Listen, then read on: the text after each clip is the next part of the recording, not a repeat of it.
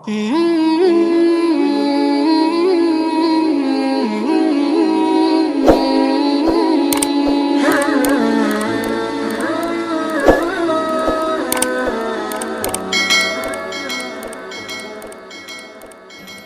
kesempatan yang singkat ini, izinkan saya menyampaikan sebuah wasiat seorang ulama yang bernama Syekh Abdul Aziz bin Baz. Ini seorang ulama kenamaan Timur Tengah, memberikan wasiat kepada kita kaum muslimin dan muslimat dimanapun berada. Wasiatnya adalah untuk tidak meninggalkan tiga buah doa yang kita baca pada saat kita sujud, utamanya di sujud yang terakhir. Ini wasiat dari seorang ulama, meminta kepada kita jangan sampai lupa tiga doa ini dibaca pada saat sujud terakhir. Kalau di semua sujud mungkin terlalu panjang sujud kita, makanya kita milih di sujud terakhir saja. Mengapa di sujud? Yang kita pilih tidak di tempat-tempat lain, tidak pada saat berdiri, tidak pada saat ruku, i'tidal, duduk di antara dua sujud, atau di tahiyat. Mengapa kita pilih di sujud? Atau wasiat ulama ini menyuruh kita membacanya di sujud? Karena sedekat-dekatnya hubungan kita seorang hamba dengan Khaliknya yaitu Allah adalah pada saat kita sujud. Aqrabu ma yakunul 'abdu min rabbih wa huwa sajidun fa aktsirud du'a. Itu hadis diriwayatkan oleh Imam Muslim. Sedekat-dekatnya seorang hamba dengan Tuhannya yaitu pada saat dia sujud. Fa aktsirud du'a. Maka perbanyaklah doa. Jadi pada saat sujud itu kita diminta banyak berdoa. Mengapa? Saat sujud itulah hubungan kita seorang abid dengan Allah Sang Ma'bud itu paling dekat. Tidak ada yang lebih dekat dari itu. Ini kata Nabi sendiri. Jadi kalau kita ingin mendekatkan atau mengakrabkan hubungan kita dengan Allah Sang Khalik kita, maka pada saat sujud itu. Makanya Bapak dan Ibu jangan heran kalau Nabi itu melakukan sujud itu begitu panjang. Saking panjangnya hampir menyamai ketika beliau berdiri. Bayangkan itu Pak. Berdiri ketika sholat itu kan sangat panjang. Kalau surah yang dibaca itu panjang. Nabi rukuknya, sujudnya itu mirip dengan berdirinya. Itu luar biasa. Padahal kan kalau kita membaca tasbih yang normal saja itu kan tidak panjang. Subhana rabbiyal azim misalnya 3 kali tidak panjang. Sama dengan sujud tidak panjang. Subhana rabbiyal a'la 3 kali tidak panjang. Tapi karena diselipkan di dalamnya doa, maka menjadi panjang dia. Dan itu diperintah oleh Nabi. Fa'aktsirud du'a, perbanyak doa. Jadi doa apa saja? Doa apa saja? Suruh banyak-banyak berdoa di situ. Karena hubungan kita dengan Allah akrab, paling dekat. Itu. Kalau sudah dilukiskan begitu, Pak, maknanya adalah sangat besar kemungkinannya apa yang kita doakan, apa yang kita minta kepada Allah itu didengar oleh Allah. Itu. Karena dekatnya hubungan kita. Memang Allah itu Maha mendengar, Pak. Jangankan yang kita lahirkan lewat suara, yang kita sembunyikan di dalam lubuk hati kita yang paling dalam pun Allah tahu. Wa in tubdu ma fi anfusikum aw tukhfuhu yuhasibukum bihillah. Yang dilahirkan, yang disembunyikan semuanya itu diketahui oleh Allah dan akan dihitung oleh Allah. Termasuk doa. Ini mengapa dibaca di dalam sujud. Nah, sekarang ulama. Ini ulama yang menyuruh kita Kalau bukan kepada ulama, kepada siapa kita belajar? Dan kepada siapa kita mengikuti? Dan ulama itu adalah pewaris Nabi kita. Al ulama warasatul anbiya. Ulama itu pewarisnya Nabi. Makanya jangan heran kalau kemudian ada ulama dilecehkan, ada ulama direndahkan martabatnya, bahkan dizalimi, ramai-ramai orang melakukan pembelaan. Mengapa? Membela ulama hakikatnya membela Nabi. Mengapa? Karena ulama itulah penerus Nabi. Ulama itulah yang meneruskan dakwahnya Nabi. Tanpa ulama, siapa yang akan mendakwahkan Islam ini? Berkat tangan-tangan ulama, Islam ini menjadi nyebar kemana-mana. Makanya wajar ya, jika ada ulama dihina, orang ramai-ramai melakukan pembelaan. Karena itu kebanggaan kita kepada ulama, kita mengikuti jejak.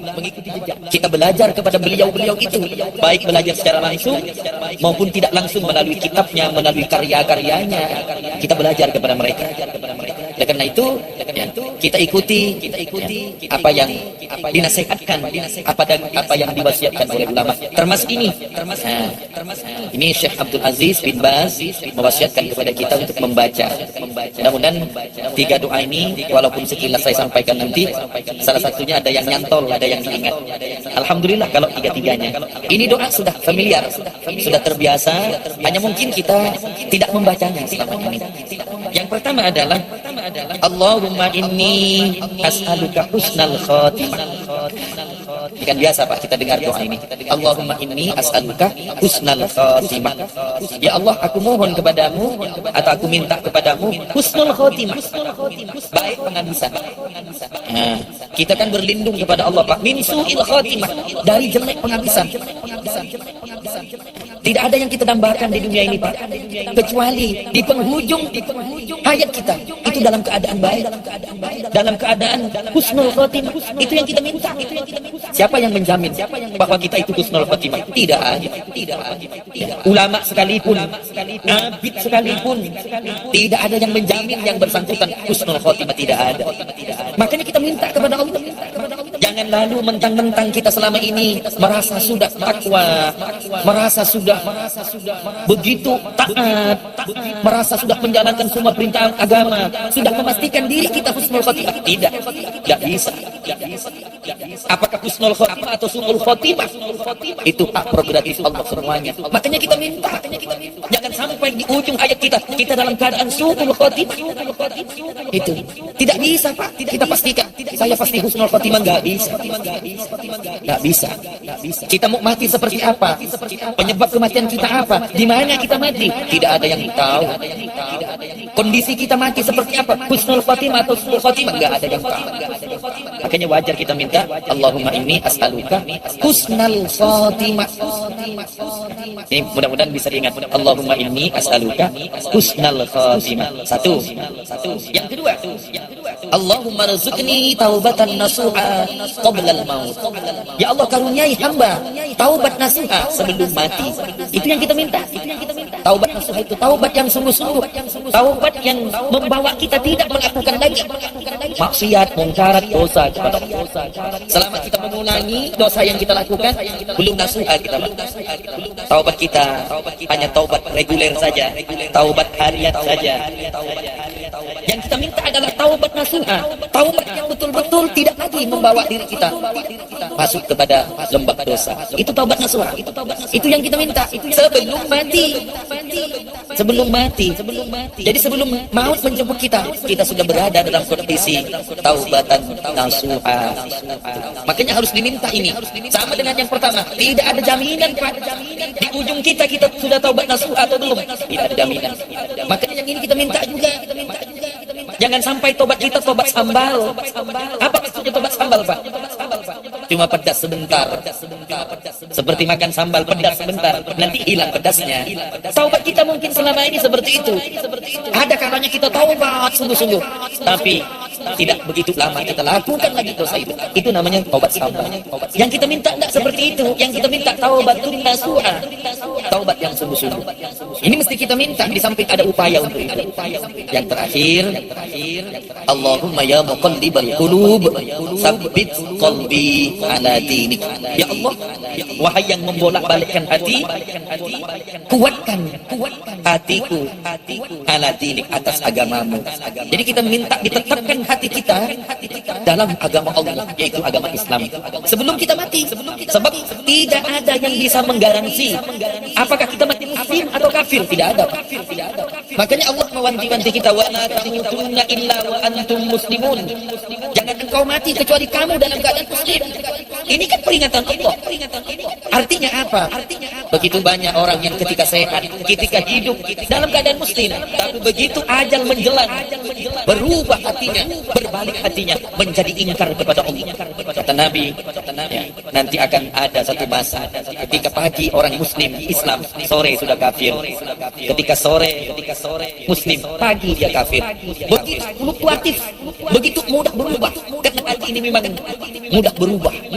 Makanya kita minta, ya muqallibal qulub, wahai yang membolak-balikkan hati, tsabbit qalbi, tetapkan, kuatkan hatiku ala dinik, atas agamaku. Ini yang kita minta. Di akhir hayat kita tetap membawa Islam, membawa iman. Ini 3 doa yang sangat penting, Pak, untuk kita amalkan. Allahumma inni as'aluka husnal khatimah. 1, Allahumma rzuqni taubatan nasuha qabla al-maut. 2, dan yang terakhir, Allahumma ya muqallibal qulub, tsabbit qalbi ala dinik. Mudah-mudahan bisa dihafal semua. Kalau tidak ketiga-tiganya, mudah-mudahan salah satunya. Dan supaya tidak hilang, langsung amalkan. Itu caranya. Ilmu tidak bakal hilang ketika kita memakainya dalam kehidupan sehari-hari dengan cara praktek. Demikian, mudah-mudahan berfaedah bagi kita. Mudah-mudahan pahala yang kita baca doa ini disampaikan kepada ulama yang memberikan tausiah kepada kita untuk mengamalkan doa ini, yaitu Syekh Abdul Aziz bin Baz. Terima kasih atas segala perhatiannya. Mohon maaf andai kata ada hal-hal yang tidak berkenan. Billahi taufiq wal hidayah. Wassalamualaikum warahmatullahi wabarakatuh.